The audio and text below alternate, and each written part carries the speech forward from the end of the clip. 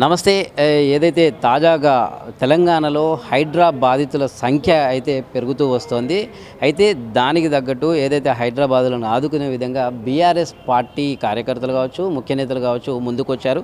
అయితే దీని మీద మంత్రి శ్రీధర్ బాబు కొన్ని వ్యాఖ్యలు చేసి ఉన్నారు. ఏదైతే వాళ్ళు నిజమైన బాధితులు కాదు, ఇదంతా ప్రతిపక్ష పార్టీలు ఆడిస్తున్న నాటకంలాగా ఆయన వర్ణించారు. అలాగే మూసి ప్రాజెక్టు పైన కూడా కొన్ని వ్యాఖ్యలు చేస్తున్నారు. అయితే దీని మీద స్పందించడానికి మనతో పాటు పల్లె రవికుమార్ గౌడ్ గారు ఉన్నారు, బీఆర్ఎస్ నేత. మనం ఒకసారి అడిగి తెలుసుకుందాము ఆయన వ్యాఖ్యల్ని ఆయన ఎలా రియాక్ట్ అవుతారు అనేది. అన్న చెప్పండి అన్న, ఓవైపు ఏమో హైడ్రా బాధితులంతా కూడా బీఆర్ఎస్ భవన్ వైపు వస్తున్నారు, అర్జీలు పెట్టుకుంటున్నారు, మీరు కూడా అదే విధంగా రెస్పాండ్ అవుతున్నారు. కానీ ప్రభుత్వం తరపుననేమో మంత్రులు ఏమంటున్నారంటే ఇదంతా ఒక డ్రామా, వీళ్ళు కావాలని రెచ్చగొడుతున్నారు తప్ప అంతా బాగానే ఉంది, ఎవరి పని వాళ్ళు చేసుకుంటానే ఉన్నారనే విధంగా ఆయన మాట్లాడుతున్నారు. మీరేమంటారు?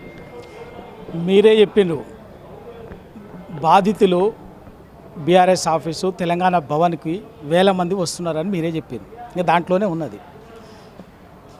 మంత్రి శ్రీధర్ బాబు గారు విద్యావంతుడు, చదువుకున్నటువంటి వాడు. ఇప్పటివరకు ఆయన పట్ల కొంత ఒక మంచి అభిప్రాయం ఉండే సమాజంలో. ఆయన కూడా దిగజారి మాట్లాడటం అనేది ఇవాళ కాంగ్రెస్ పార్టీ ప్రభుత్వం ఏం చేస్తుందో తెలుస్తున్నది. ఎక్కడో సెక్రటరియట్ల ఛాంబర్లోనో లేకపోతే ఎక్కడో 4 గోడల మధ్యన కూర్చొని మాట్లాడటం కాదు. మూసి బాధితులు నిజమైన బాధితులా లేకపోతే మీరంటున్నటువంటి వాళ్ళ ఒకసారి ఆ లంగర్ హౌస్కు, హైదర్ షా కోర్టుకు, కిషన్ బాగ్కు, మలక్పేట శంకర్ నగర్ బస్తీలకు, చాదర్గఢ్ బస్తీలకు ప్రభావితమైనటువంటి చైతన్యపురి అటువంటి నాగోలు అక్కడ ఉన్నటువంటి ప్రాంతాల్లో, ఆ ప్రాంతాల్లో మంత్రులుగా ఆయన రంగారెడ్డి జిల్లా ఇన్ఛార్జి మంత్రి ఆల్మోస్ట్ 50% ఆఫ్ ది బాధితుల ప్రాంతం ఆయన ఇన్ఛార్జి మంత్రిగానే వస్తుంది. ఒక్కసారి తిరిగి చూస్తే తెలుస్తుంది. మంత్రి గారు శ్రీధర్ బాబు గారు సెక్రటరియట్లోనో ఛాంబర్లో కూర్చొని నోటికి వచ్చినట్టు మాట్లాడితే కాదు. అక్కడ 30-40 సంవత్సరాలుగా వాళ్ళ జీవితకాలం కష్టాన్ని, చెమట చుక్కల్ని పెట్టి ఇండ్లు కొనుక్కొని ఇండ్లు కట్టుకున్నారు. ప్లాట్లు రిజిస్ట్రేషన్ చేసింది ప్రభుత్వం, లేఅవుట్లు అప్రూవ్ చేసింది ప్రభుత్వం, ఇంటికి పర్మిషన్ ఇచ్చింది ప్రభుత్వం. 30-40 ఇయ్యాల కాదు, ఇంకా ఏదో ఇంకేం చేస్తున్నారు వీళ్ళు. ఏదో గత 10 ఏళ్లలో వీళ్ళందరూ వచ్చినట్టు ఇవాళ వాటిని ఉగలగొడుతుంటే టీఆర్ఎస్ వాళ్ళని కాపాడటానికి ఏదో వచ్చినట్టుగా వాళ్ళు ఏదో పనికి మాటలు మాట్లాడుతున్నారు. ఇవాళ బాధితులంతా రోడ్డబడ్డటువంటి బాధితులంతా కూడా 40-50 సంవత్సరాల క్రితం లేఅవుట్లు చేస్తే ఒక్కొక్కరు 200 గజాలు, 300 గజాలు, 150 గజాలు వాళ్ళ జీవితకాల కష్టాన్ని పెట్టి ప్లాట్లు కొనుక్కొని కట్టుకున్నారు. ఇవాళ ఆ ఇండ్లను కూలుస్తామంటే ఇవాళ వాళ్లకు బాధ వస్తుంది. బాధ ఉన్నటువంటి వాళ్ళు ఇవాళ తెలంగాణ భవన్ తలుపు తట్టి తెలంగాణ భవన్కి వేలాది మంది క్యూ కట్టి వచ్చి వాళ్ళ ఇది మా పరిస్థితి, ఇది మా బాధ, ఏదో అనుకొని ఓట్లేస్తే రేవంత్ రెడ్డి ప్రభుత్వం ఇందిరమ్మ రాజ్యం అంటే ఏదో మాకేదో మంచి చేస్తుందని చెప్పేసి అనుకున్నాం. కానీ మా ఇండ్లు కూర్చి మా ఉసురు పోసుకొని మా గుండెల్లో బుల్డోజర్లు దించుతుందని చెప్పేసి మేము అనుకోలేదు. మీరన్న వచ్చి మమ్మల్ని కాపాడండి, మాకు రక్షణగా రండి, ఒక రండి అని చెప్పేసి ఇవాళ వేలాది మంది మూసి బాధితులు, హైడ్రా బాధితులు ఇవాళ తెలంగాణ భవన్ తట్టిండ్రు.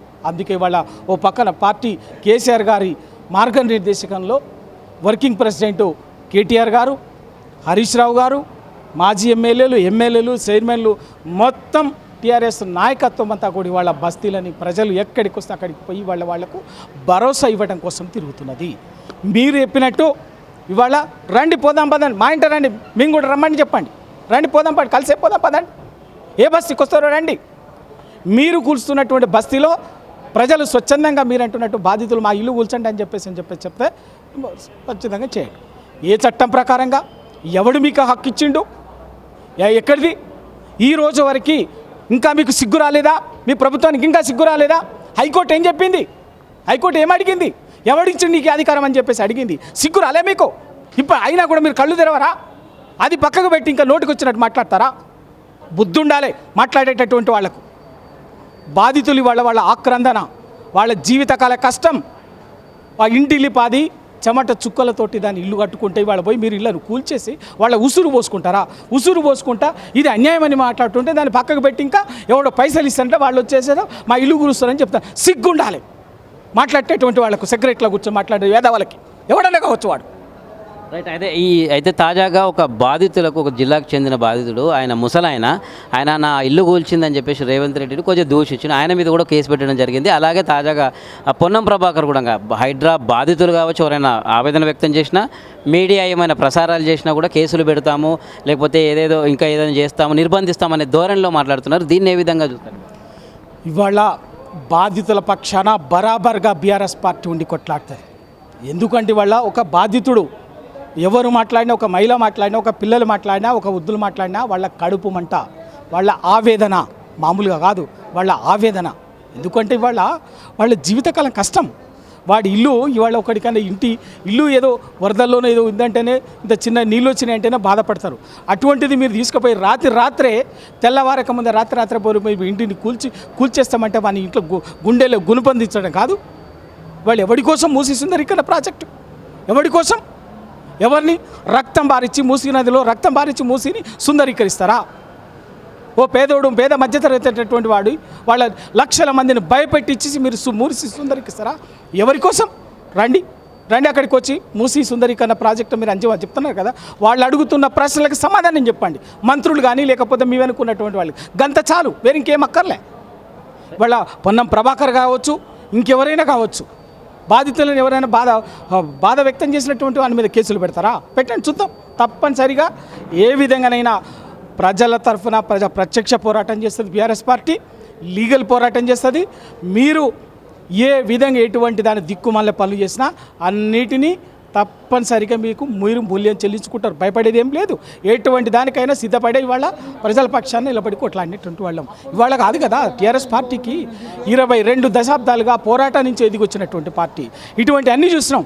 మీ దిక్కుమాల పనులు, మీ కుట్రలు, కుతంత్రాలు, మీ అన్నీ కూడా మీరు ఏం చేస్తారో కూడా తెలుసు. మళ్ళొక్కసారి వాళ్ళు ఈ తెలంగాణలో ఏంటిది ఇందిరమ్మ రాజ్యం అంటే ప్రజలు ఏమనుకున్నారంటే మా బతుకులు బాగు చేస్తారేమనుకున్నారు. కానీ ఇందిరమ్మ రాజ్యం అంటే మాట్లాడేటటువంటి వాడిని గొంతు నొక్కడమని, మాట్లాడేవాడిని పక్షాన్ని నిలబెట్టేటటువంటి వాడిని జైల్లో పెట్టడమని 1975లోనే ఎమర్జెన్సీని తీసుకొచ్చి ఇందిరమ్మ అప్పుడు రుచి చూపించింది.